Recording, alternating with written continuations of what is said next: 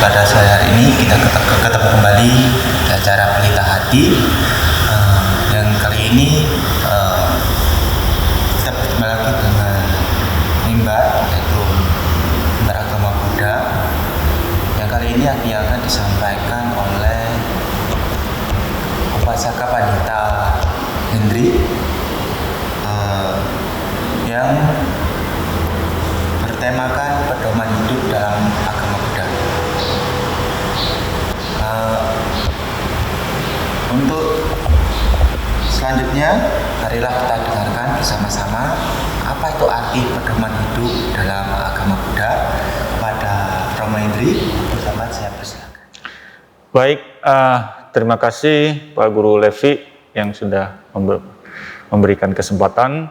Sebelumnya, pemirsa Kasuari, selamat sore, dan sebelumnya terimalah salam kasih dalam agama Buddha.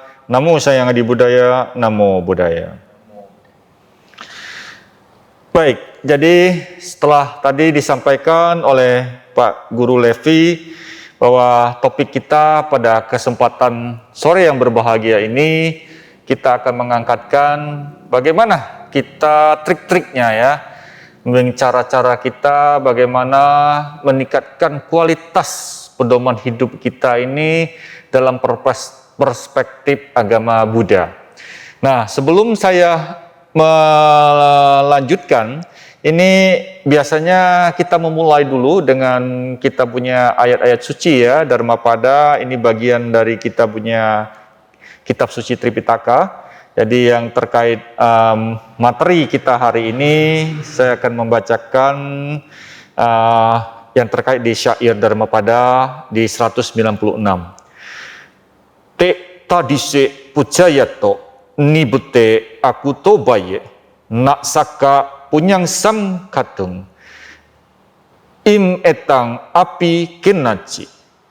Mereka yang memuja orang yang telah menembus penerangan sempurna dan mencapai nibbana, dan tiada rasa takut seperti ini, kebajikan mereka tak mungkin dihitung sebesar ini atau itu oleh siapapun juga. Nah, jadi berdasarkan Dharmapada ini sudah jelas disampaikan kalau kita memuja orang yang sudah mencapai penerangan sempurna, yang sudah tahu menunjuk jalan kita ke nibbana, bagaimana kita bisa bersatu dengan Tuhan yang Maha Esa. Ini suatu hal yang sangat luar biasa. Ya, inilah bagaimana kita harus menanamkan keyakinan kita sebagai umat Buddha ini untuk apa? Bisa sebagai menanamkan rasa keyakinan. Jadi di dalam Anguttara Nikaya juga, ini juga sebagai apa? Di dalam kitab suci kita juga Tripitaka Agama Buddha, Anguttara Nikaya bab 3 di 206 juga disebutkan bahwa keyakinan itu adalah salah satu dari 5 kekayaan yang wajib harus dipedomanin oleh umat Buddha kita. Nah, apa itu keyakinan? Nah, kalau kita bicara keyakinan ini, di dalam agama Buddha itu ada sedikit berbeda ya. Jadi keyakinan dalam umat Buddha itu kita katakan harus ehipassiko. Apa itu ehipassiko? Dia harus datang, dia harus lihat dan harus alami sendiri. Jangan hanya katanya. Ya, jadi kalau kita tanya kadangkala sumbernya ya kalau sekarang ini kayak berita hoax gitu ya. Katanya. Wah, ini repot ya. Nah, jadi harus kita selidikin dulu, kita datang, kita lihat, kita pelajarin ya.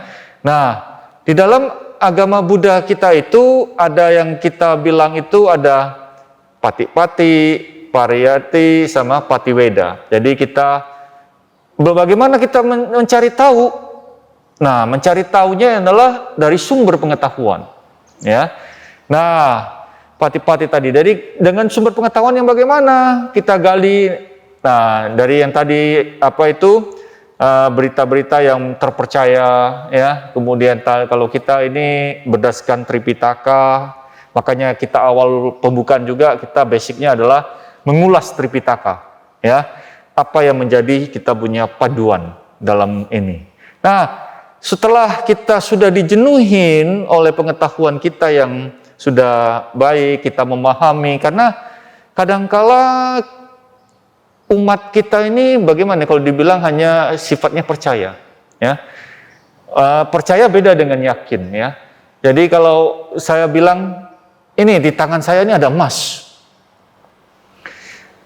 pasti kalau dibilang suruh percaya atau yakin, paling kita bilang masih percaya. Kalau yakin belum tentu. Buka dulu tangan saya, ini ada emas atau tidak? Ya, istilahnya begitu, harus ditunjukkan dulu. Kalau hanya ngomong saja masih percaya saja, believe saja, not trust, ya. Kalau trust, yakin itu harus betul di tangan saya ada emas gitu loh. Nah, itu ya. Nah, jadi untuk mendapatkan pengetahuan ini juga tidak sembarangan, ya. Jadi makanya kita juga harus belajar. Kalau tidak belajar kita susah. Nah, di Tripitaka itu sudah ada 64.000, ya, yang sudah dibabarkan oleh Sang Buddha. Nah, apa itu Sang Buddha? Nah, ini beliau ini dia juga sebagai orang manusia biasa, dan dia sudah mencapai tingkat kesempurnaan, istilah dia sudah mencapai di mana, dan itulah konsepnya dia bersatu dengan Tuhan. Nah, jadi beliau inilah penunjuk jalan. Jadi beliau ini tahu obat yang menjadi orang sakit, ya. Kalau sekarang itu kayak contohnya sekarang aja di dunia pandemik ini, ya, COVID, ya. Nah, ini juga kita sekalian promosi sedikit, ya. Jadi zaman COVID gini juga kita harus prokesnya luar biasa ini, ya. Termasuk saya juga masih pakai masker ini, ya. Jadi kita sama-sama menjaga karena virus ini sangat angel, dan ini dia kondisi saat ini juga dia bermutasi terus, ya. Sekarang puncak-puncaknya Omikron ini, ya. Di kita ini kemarin itu sudah meningkat sampai 55.000 per kasus per hari. Itu peak di COVID yang pertama kita di Indonesia, ya. Jadi ini juga perhatian sekali. Nah, kami juga umat Buddha pada saat ini harusnya offline, tetapi dengan mengingat kondisi kita yang ini, kami sekarang kembali menjadi online lagi, ya, kebaktian. Nah, jadi tadi yang kita bicarakan tadi itu bahwa yang namanya Sang Buddha itu adalah gelar. Jadi beliau ini telah mencapai pencerahan sempurna. Nah, salah satu kita meyakinkan, jadi kalau kita punya keyakinan yang kuat, yang tadi sudah disampaikan di Dharmapada, kalau kita yakin kepada Sang Buddha sebagai penunjuk jalan kita, nah ini sudah satu pedoman hidup kita, suatu arah jalan kita, ini bahwa kita sudah berjalan yang benar ini, ya. Nah, kemudian setelah itu apa isi ajarannya? Nah, isi ajarannya itulah yang kita kenal dengan istilahnya Dharma. Nah, Dharma tadi apa-apa yang setelah disampaikan bagaimana, kebetulan kami nanti di tanggal 15 ini akan merayakan Magha Puja. Ya, jadi 15 Februari ini kami merayakan Magha Puja. Nah, itu adalah peristiwa di mana berkumpulnya 1250 arahat. Nah, arahat itu apa? Jadi ini adalah muridnya Sang Buddha. Jadi yang juga menjalankan Dharma tadi, menjalankan ajaran Sang Buddha ini, dan beliau bisa mengikuti mencapai nibbana juga, kesempurnaan. Ya. Jadi tidak hanya yang katanya Sang Buddha Gotama ini saja, beliau ini saja yang mencapai penerangan. Tetapi murid-muridnya juga bisa mencapai.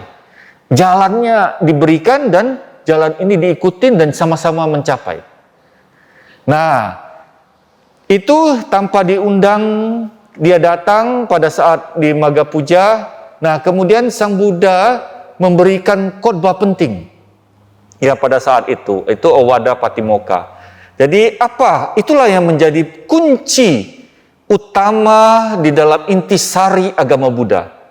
Jangan berbuat kejahatan.